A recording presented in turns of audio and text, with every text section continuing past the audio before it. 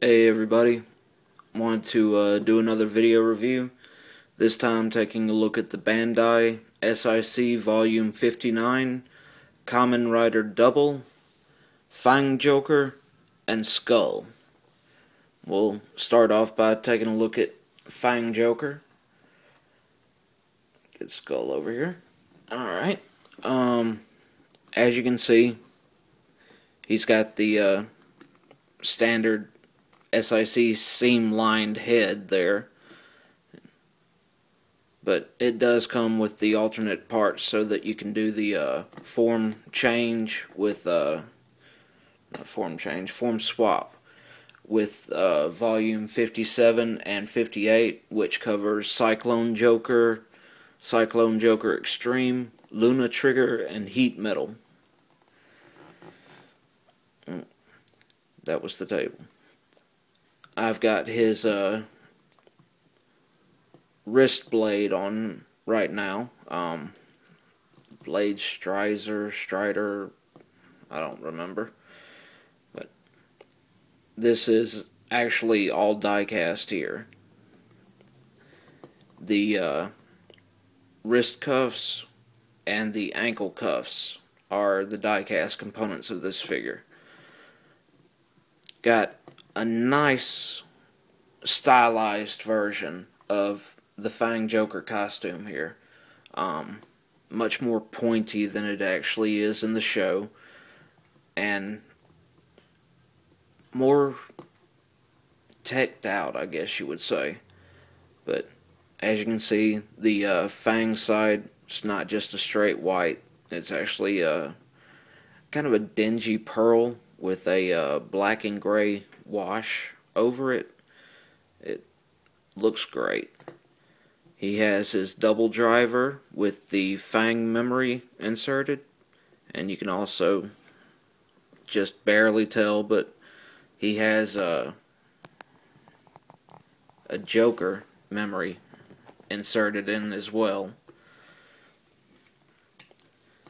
The guy's posability is pretty good. Got a ball jointed head, ball jointed neck. Get any kind of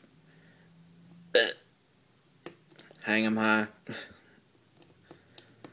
but any type of pose there. Shoulder pads are on their own separate hinge. Raise up, get out of the way. Got ball joint inside the shoulder. Got I believe it's a hinge. Yeah, a hinge joint inside of the shoulder here. Double hinge for the elbow. Ball jointed and swiveled wrist. He's got great chest articulation and ab waist articulation. Can move him around all over the place. The legs are sadly where the SIC line falls short. They use this rubber sheathing to, try and make it as show accurate, I guess, as possible, even though they're deviating from show accuracy. I don't know. But it blocks the leg. You can really only get it up that high. Really can't get it out much at all. But it's got a swivel, double jointed knee. He's got, it's a four-way rocker in his foot with very limited toe articulation, but don't really need a lot of toe, I don't guess. But oh god, Thriller. But I like the design. Put Zombie Joker over here, and we'll bring in Skull. This is the reason that a lot of people ended up checking out Double, was just because of Skull. And I gotta say, it is an awesome design. Once again, stylized version. got his boss hat, his fedora, and this is the cut version. He's got the SIC double body, so all the articulation that Fangjoker has, he has. He's got the Lost Driver on here, and you can barely make it out, but there's a little skull memory in there. He's got the skull Magnum. Get it out of his hand. Stunned.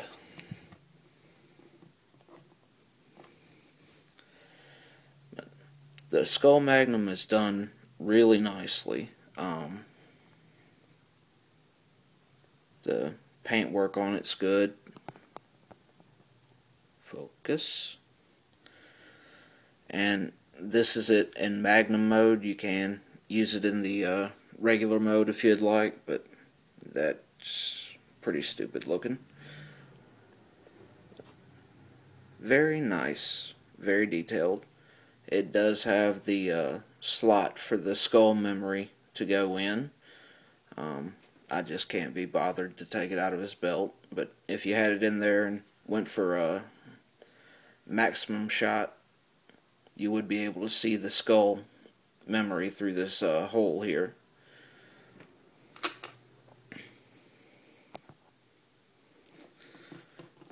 His articulation is limited a little bit in the head and neck because of the scarf.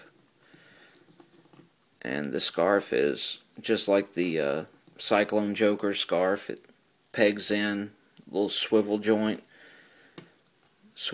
here. It's very well detailed, and it holds up pretty nicely. So if you want to have him standing there with it blowing behind him, you can. I don't know. I'm not a big person on scarves, but he actually has another form. So let's pop his head off, pop off the scarf, get these up out of the way, rip his chest off. Alright, sorry about that. So we have a very freaky looking skull right now. Straighten out his neck, pop on his alternate head, and I got to say this is the tightest head of any SIC that I have. Alright, I think it's on there. Then we have a alternate chest piece. Once again, I didn't mention it, but skull has metal cuffs on the wrists and on the ankles. That's all the metal he has. But when you put on the alternate chest and the alternate head, I really didn't think that through. Oh well, we'll leave it off. To make skull crystal, these ribs now are actually metal. And you can see there's no crack in the helmet this time, and it's got the translucent kind of pearly sheathing on it to give it the crystal look. And you can open up the ribs, and it doesn't show up very well, but there is painted detail under there. I really don't remember him using that for any kind of attack, but I haven't watched Double in a while. But yeah, pretty interesting. I definitely like this guy, although he was second for me in the pack because I just love the Fangjoker design. Alright, well, I've finally gotten Skull back together, and this is pretty much the default pose that I keep Skull and Fangjoker in. not a whole lot else to say about them. The skull memory is removable. The Joker memory and the Fang memory are removable, and the Joker memory can go in the maximum drive slot. Skull can go in the maximum drive slot. The Fang memory kind of folds around a little bit, but it does not return to dinosaur mode. But to make up for that, you get accessories. So, let's see here. Light. You get the 2 halves of Fangjoker's head and the neck here to make a seamless head, or make the seam in the proper place rather. Or if you really want to do some form switching or form swapping with the other figures, you can. And you get a normal side of Double's crest to just make the Joker side look a little less odd. Got the untorn fedora, the shoulder blade, and this is die-cast. There's the standard wrist cuff, die-cast.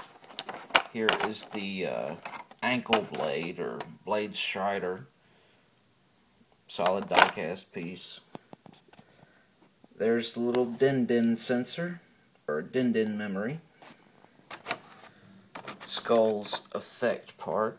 I'll have a picture of him using that for rider kick.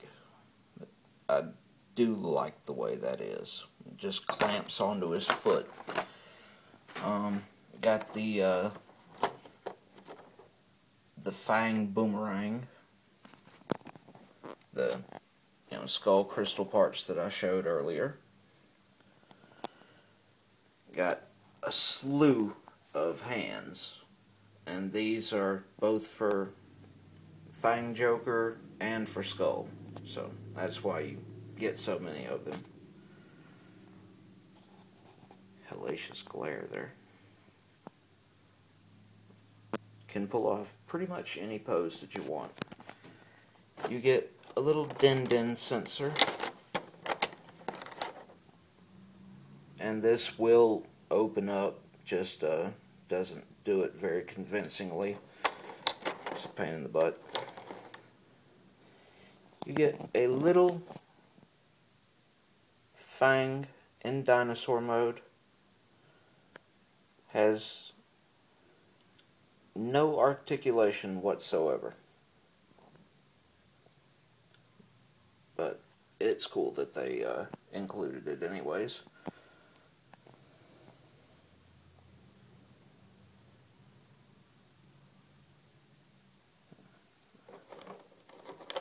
Don't know why I'm hung up on the little Fang. And the most important